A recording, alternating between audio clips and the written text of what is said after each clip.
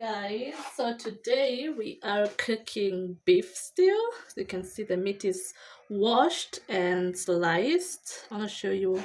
I've sliced it thinly, but elongated so that it can be soft. So I've washed it and I've sliced it. I know there's still the debate about washing or not washing your meat, but anyway, in this house we wash our meat. So here we have onions and garlic, and then here we have our tomatoes. We're gonna start by switching on the cooker.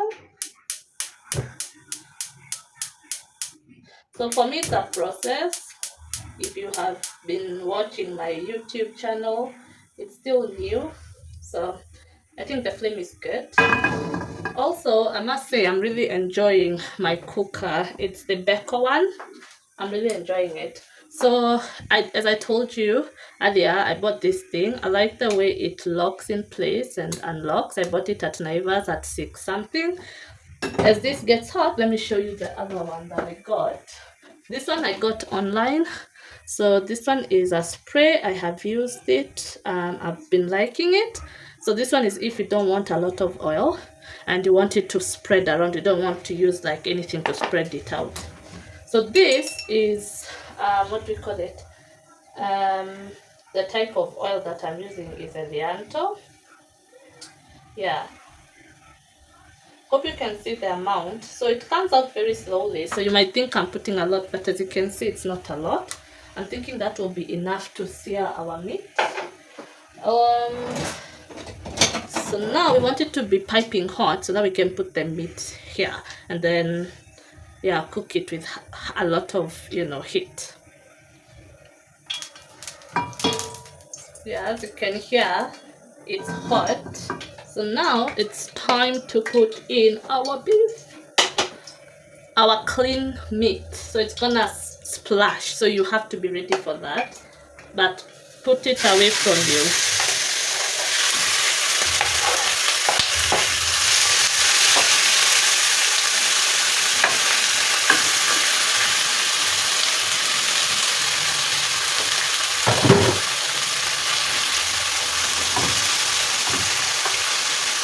And then you spread it out like that.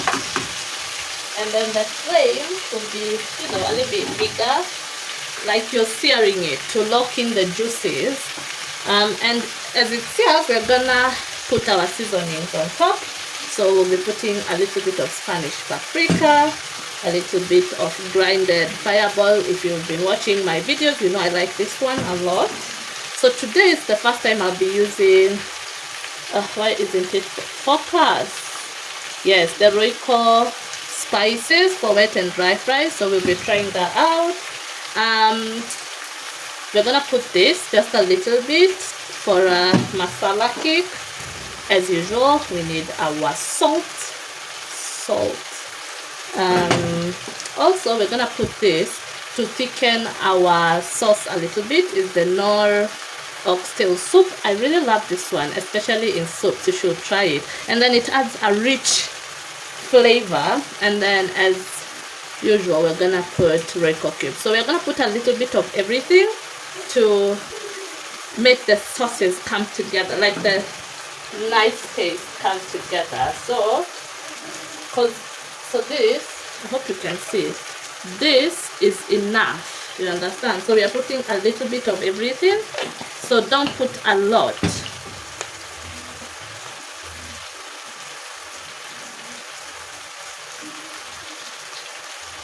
This one is not coming out from that side, so we're going to use this side. Salt, you put just a little because most of these things have salt, so I think this is enough. We're going to taste it along the way. We just need to taste it. We are onto this one. Oh, okay. Didn't expect that color. Then we're gonna grind a little bit of this. And lastly, our Royco cubes. I'm gonna peel that.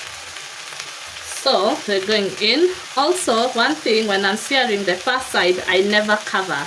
But when I'm searing the second side, when I now turn, that is, I do cover my meat. So this first stage is for locking in the moisture into the meat, like so that it can be soft, if you know what I mean. You don't want hard meat. Also, if you are brought up in an African household like I was, you know that we like boiling our meat and whatnot. I'm trying to get out of that because I realized meat becomes very hard that you can, it's like you're dealing with hard life and then now you have to deal with hard meat. No, we have to get rid of one thing, and the easiest one is hard meat, you know. Yeah, so nowadays I eat medium steak, which I really like. I'm advancing as a person. Yeah, you should try it. So nowadays I don't boil my meat, not unless it has ingredients that have like moisture, or I need to add moisture for the other ingredients to cook. But if it's just my meat, I don't boil it. So now I'm gonna cover. As you can see, it's looking amazing. Yeah, really good. And the smell, oh my god, wish you guys were here. And spread it out, then cover.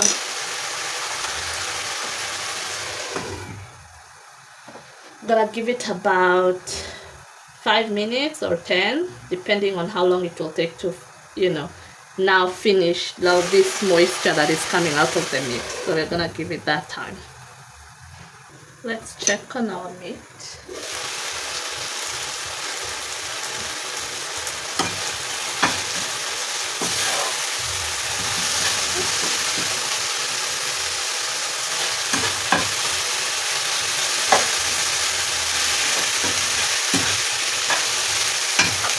So now we're gonna put the onion first, the red one, and then we're gonna put the garlic.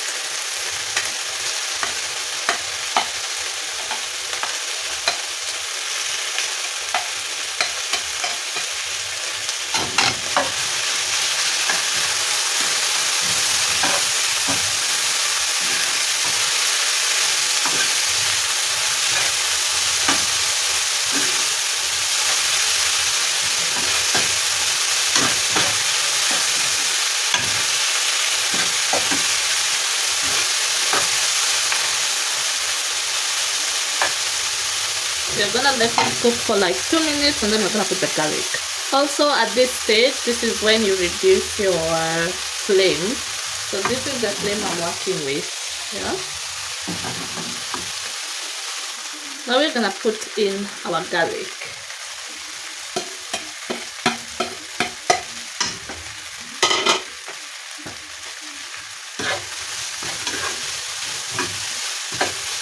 It's smelling amazing. Amazing. I love garlic in my meat. Like, you can never give me a better combo than garlic in meat.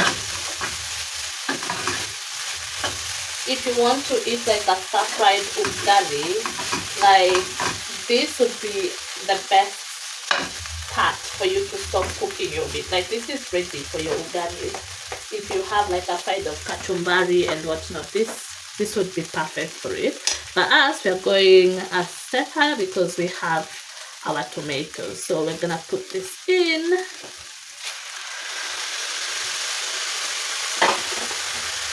I'm also having ugali, but I didn't want like dry fry. I wanted wet fry.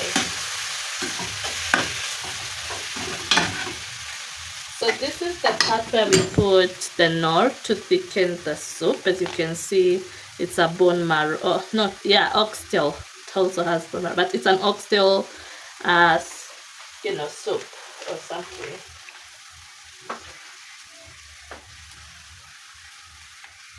And the thing is, with this oxtail thing, you put just a little because it will thicken your soup a lot, like a lot. When I say a lot, it means a lot. I'll tell you what makes the soup thicken with the nor.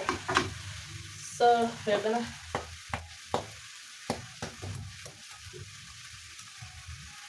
you're gonna cover that for it to simmer.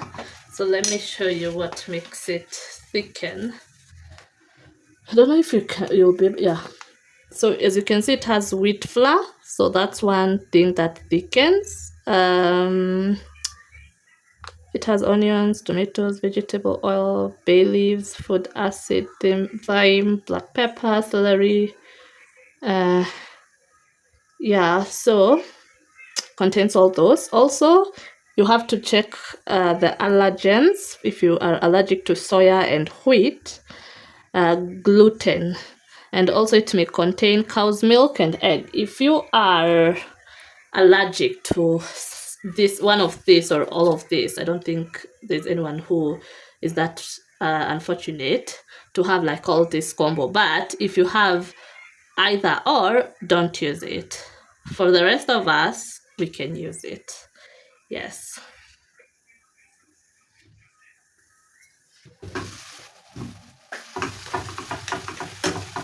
So we need to crush our tomatoes so that we can put a little bit of water and then cook it down for like 5 minutes. So this step is mandatory. Crush the tomatoes so that we can remove the juices. Trust me, it will make a huge difference.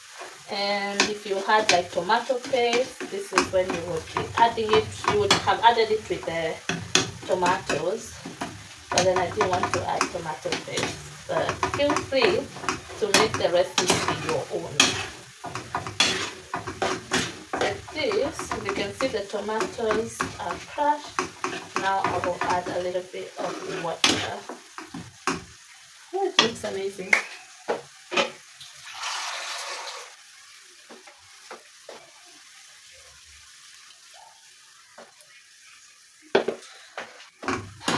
Don't put a lot. We don't want to flood our food. Look at the beauty I just created. Look at it. Oh, let's try it.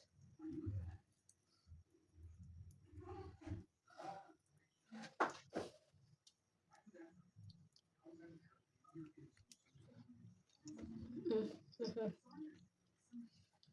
With ugali, it slaps.